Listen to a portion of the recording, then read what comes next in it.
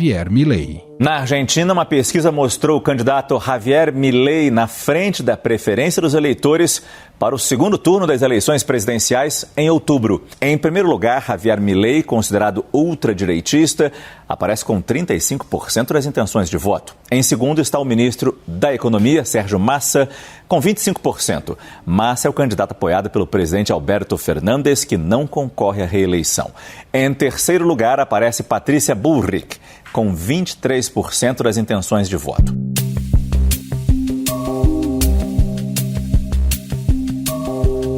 Várias pesquisas foram divulgadas e todas até aqui dão vantagem a Milei na disputa presidencial. Na Argentina, o candidato pode vencer o pleito no primeiro turno se conseguir pelo menos 45% dos votos ou 40%, se tiver uma vantagem de mais de 10 pontos percentuais em relação ao segundo colocado. O excêntrico Milei, visto por muitos como o Bolsonaro argentino, surpreendeu ao vencer seus adversários nas primárias, com uma vantagem de 9% em relação ao segundo colocado. O deputado ultraliberal Javier Milei venceu as primárias na Argentina. Essa eleição define os nomes para a corrida presidencial. O resultado já teve forte repercussão na economia do país. Só hoje, o peso argentino perdeu 18% do seu valor. Ao todo, Milei venceu em 16 dos 24 distritos argentinos, com exceção da cidade de Buenos Aires e algumas outras províncias. Mas a sua vitória nas primárias acabou tendo um efeito negativo na economia argentina, mais um deles.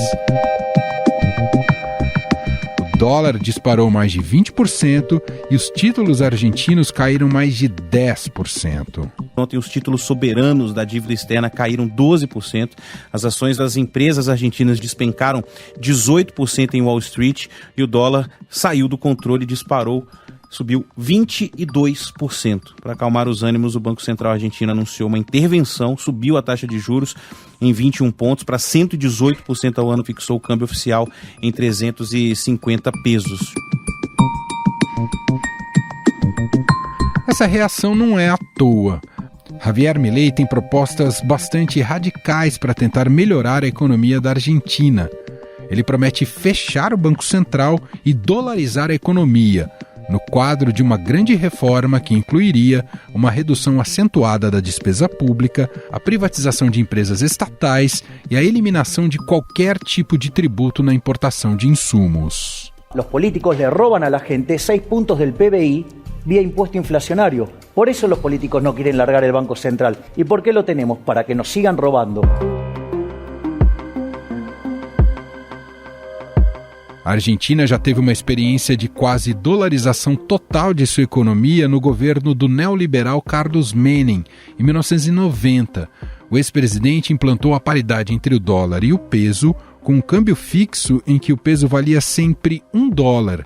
A medida não teve sucesso. No começo do século XX, a Argentina era um dos países mais ricos do mundo. Seus habitantes eram ainda mais ricos que os alemães e os franceses. Mas nas últimas 4 décadas, a economia tem oscilado entre modelos muito diferentes.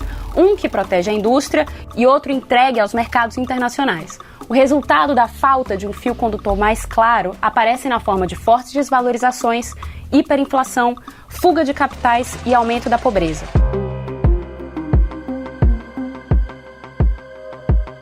Na América Latina existem 3 países dolarizados: Equador, El Salvador e Panamá. O Equador, por exemplo, dolarizou há mais de 20 anos e a situação econômica do país ainda é bastante instável. Por outro lado, Sérgio Massa, candidato do governo, é o atual ministro da Economia de uma nação afundada em dívida, do grupo que é presidido por Dilma Rousseff. Isso não foi possível por conta de garantia. Nós ficamos de conversar ainda com o Banco dos BRICS para ver se os governadores mudavam um artigo que proíbe o Banco dos BRICS financiar banco de países que não sejam afiliados aos BRICS. Essa reunião aconteceu essa semana, parece que tem dificuldade. Central, Alexandre Schwartzman. atendendo da sala de embarque de um dos aeroportos do país, então pode ser que eventualmente apareça algum barulho extra, mas é só para previamente avisar sobre esse ambiente sonoro que rodeia ali o Alexandre Schwartzman. Bom, quero começar te ouvindo sobre o famoso como é que chegamos até aqui, especificamente sobre o caso da economia da Argentina. Como é que ela chegou nessa situação catastrófica? Houve um erro capital nessa trajetória ou uma sucessão deles ao longo do tempo, Alexandre? Não, depende de onde a gente quer fazer o corte, né? Porque, na verdade, a Argentina vem de erro em erro há décadas, há gerações, etc. Mas se a gente quiser colocar aqui de uma maneira mais... cortar para um horizonte mais recente, a gente tem, basicamente um governo que não controla as contas públicas, um Banco Central que é submisso aos interesses do governo, então também tem trabalhado com taxas reais de juros negativas há muito tempo, né? Isso tudo num contexto e numa economia que é muito pouco produtiva e, além disso, muito distorcida por subsídios que também vêm de uma longa data. Quer dizer, basicamente, se a gente for fazer ali um checklist de todos os erros de política econômica que a Argentina poderia fazer, eles devem ter completado a lista, não deve faltar nenhum tique ali não. Bom, e são tempos de promessas por lá, afinal a corrida eleitoral já começou, já está em curso, e a questão é como alimentar esperanças na população num cenário tão desfavorável. Combater a inflação deveria ser a meta prioritária a partir de agora, Alexandre? Deveria. Agora, vamos falar a verdade também. No nível atual de inflação da Argentina, é muito difícil segurar as pontas só com base na política monetária, né?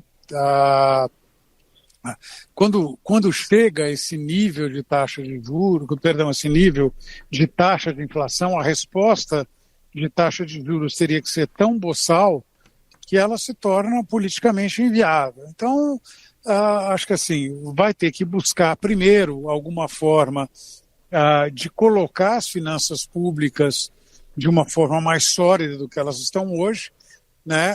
Tentar acumular reservas durante algum tempo. O Banco Central da Argentina não tem mais dólares, né?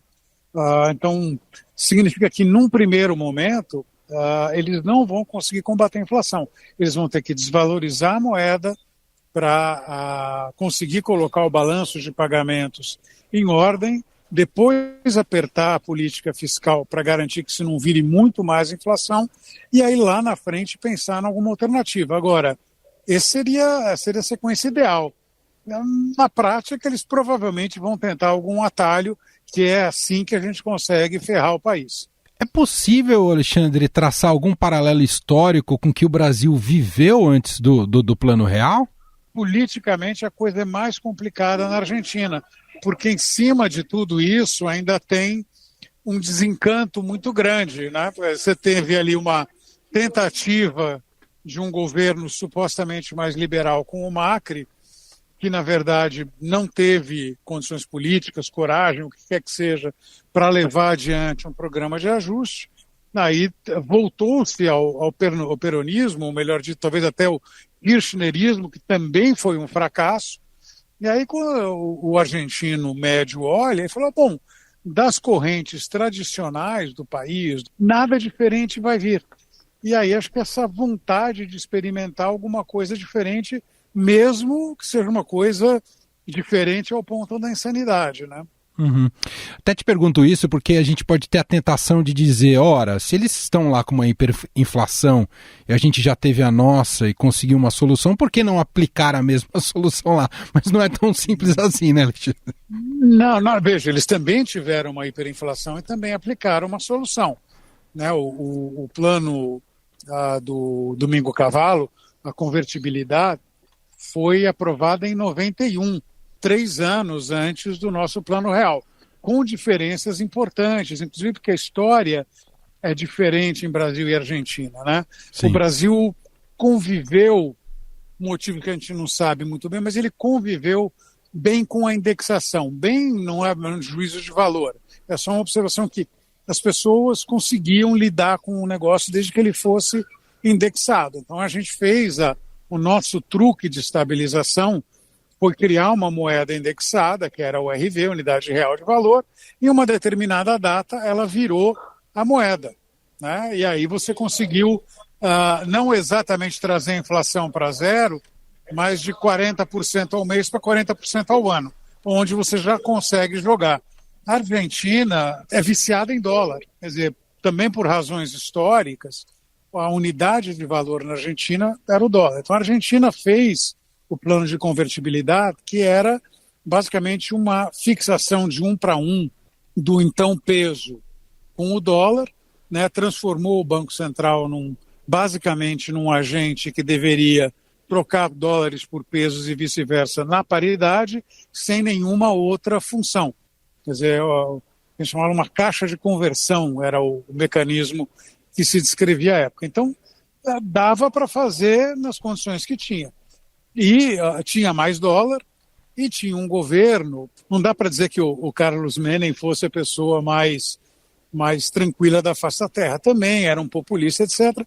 Mas o Menem tinha o controle do seu partido e, pelo motivo que seja, ele acabou se engajando num programa de ajuste fiscal também para sustentar a inflação. Então, a Argentina sustentou ali por 10 anos taxas de inflação muito baixas. Agora, as condições que existiam para o plano de convertibilidade não tem hoje. Quando era 1 para 1, era fuga de capitais, perdia a moeda, o juro ia embora e a economia afundou numa baita recessão.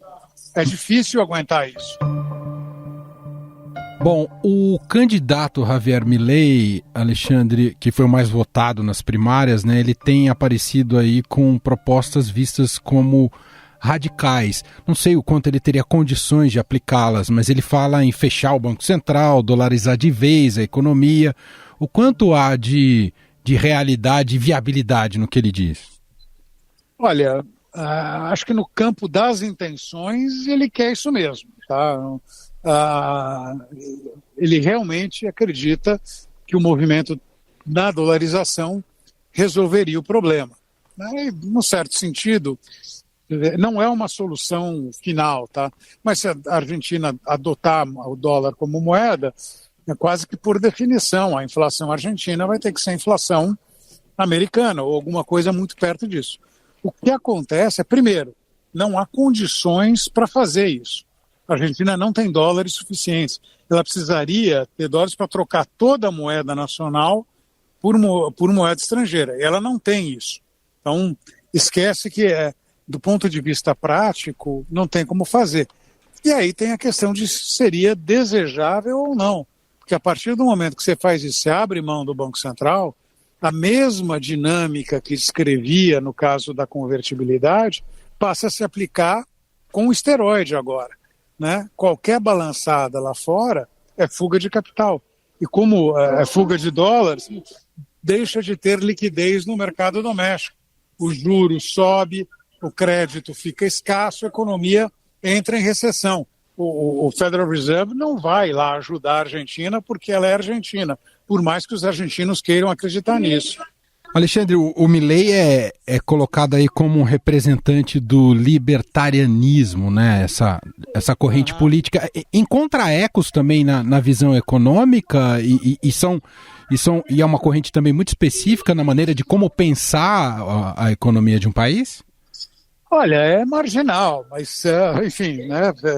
Como dizia minha ex-mulher, sempre tem um sapato velho para um pé doente, né? Então, não, tem, existe até aqui no Brasil, tem gente que pensa desse jeito.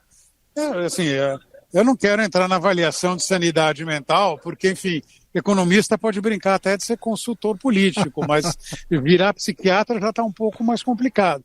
Mas, assim, então sempre tem gente nessa margem, assim, beirando a insanidade, que fala essas coisas.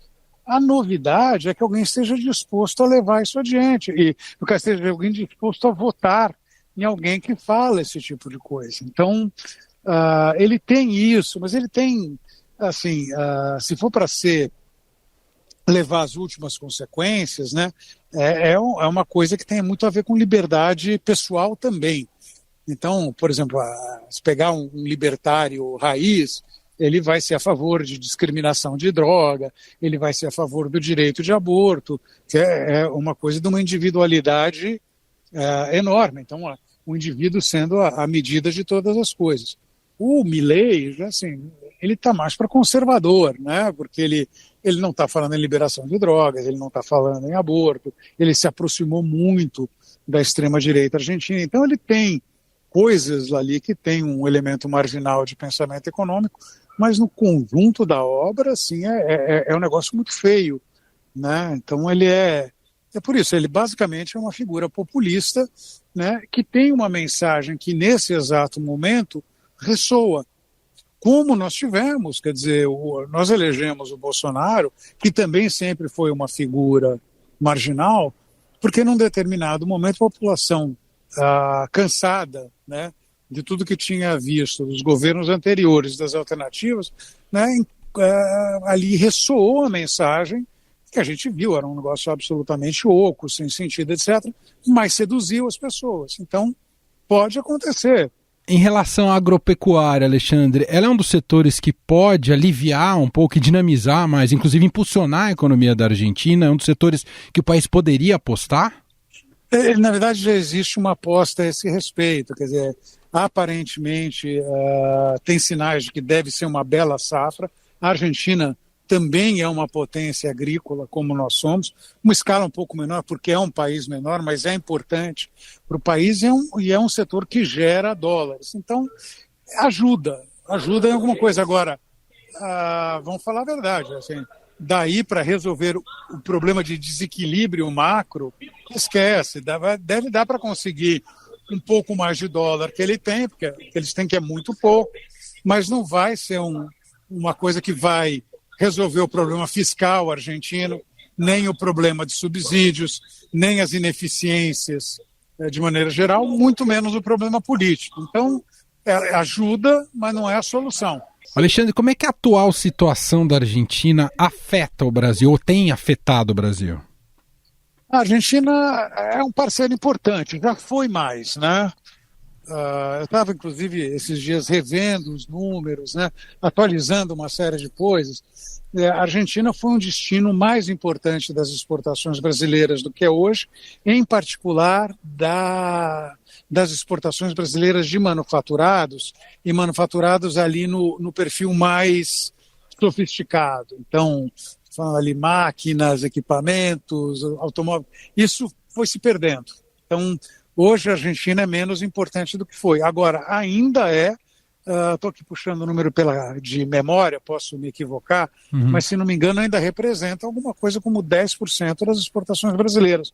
Não é uma coisa tão trivial, talvez um pouco menos de 10, 8, alguma coisa assim. Então, ela é relevante. A gente tem visto que tem uma perda de dinamismo no comércio com a Argentina, não no saldo. O Brasil continua gerando saldos comerciais positivos relativamente à Argentina, mas perdeu relevância. Agora, se vier uma baita recessão lá, alguma coisa mais séria, tem algum impacto para alguns segmentos. Eu diria, a indústria automotiva sofre um pouco, etc. Tem muitas vezes essa visão de uma Argentina que foi muito próspera, rica e quase uma representante europeia aqui na América Latina. Tem muito de idealização nesse cenário? É cafonice ou você acha que pode ser até uma utopia ser perseguida, Alexandre? Não, veja, a Argentina, por algumas métricas, era a 7ª maior economia do mundo na virada do século XIX para o XX. Tá? Isso em termos de PIB total. Né? E mesmo em termos de PIB per capita, era uma economia rica, assim, comparável a uma série de economias europeias e provavelmente melhor do que uma série de outras. Eu acho que se for comparar o que era a Argentina na virada do século XIX para o XX com Espanha, Portugal, talvez a própria Itália, era um país mais rico. Então, de fato, houve um passado glorioso na Argentina. É com tristeza que a gente vê a trajetória. A Argentina, um dos primeiros ganhadores do Prêmio Nobel em Economia, né, ele dizia que tem 4 tipos de países no mundo. Tinha os desenvolvidos, o desenvolvimento, o Japão e a Argentina. Né? No caso do Japão e Argentina, por motivos opostos. O Japão era um país que era muito pobre e se enriqueceu, e a Argentina fez a trajetória oposta. Então, sim, existe esse passado, basta andar por Buenos Aires para ver o que foi aquela cidade. Vamos lembrar que o metrô portenho, ele é também coisa ali do começo do século XX. Lembrar o metrô em São Paulo é uma coisa dos anos 70, né? No Rio ainda mais, é ainda posterior. Quer dizer, de fato a Argentina era um país, era não diria um país europeu, né? Embora eles gostem de se ver dessa forma.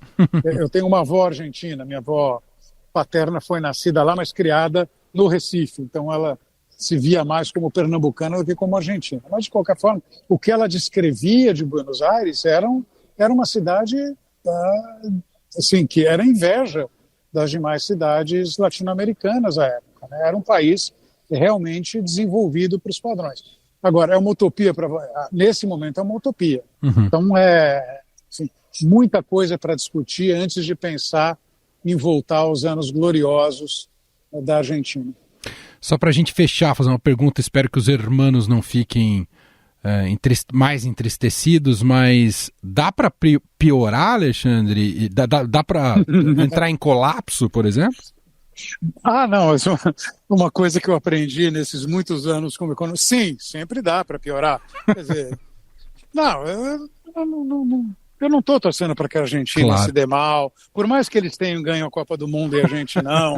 Mas não, tem um monte de argentinos jogando no São Paulo, eu quero o melhor. Por isso, como eu disse, tenho uma avó argentina, já falecida, é verdade, mas minha avó era argentina. Então, assim, tenho amigos argentinos de quem eu gosto muito. Né? Mas dá para piorar. Dá. Digamos, é um cenário que realmente entre o Milei. Né? Eu acho que, assim, além do problema econômico, quer dizer, de repente ele vai para uma dolarização, esse negócio dá errado, você tem muito mais fuga de capital, aí você pode ter para sair de uma dolarização é muito mais complicado do que sair do 1 para 1. Né? Acho que assim, é um caminho meio sem volta. Então, você pode agravar a instabilidade argentina. E, obviamente, tem uma questão de complicação política, um país cuja instabilidade política é assustadora. Então, eu acompanhei muito de perto os acontecimentos do final de 2001, começo de 2002, e foi uma tristeza. Eles tinham um governo, basicamente, uma pessoa decente. Fernando de la Rúa era um político sério, né?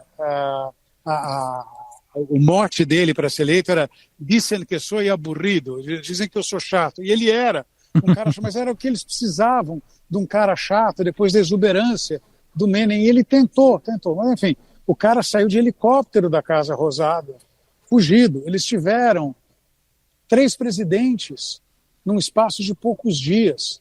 Digamos que o Milei seja eleito, dolariza a economia, e daqui a 2, 3 anos, né, o negócio não deu certo e, enfim, não tem mais dólar e a economia está mergulhando numa mega recessão, tem protesto, panelaço, o cara é deposto, e a gente vê... Notícias.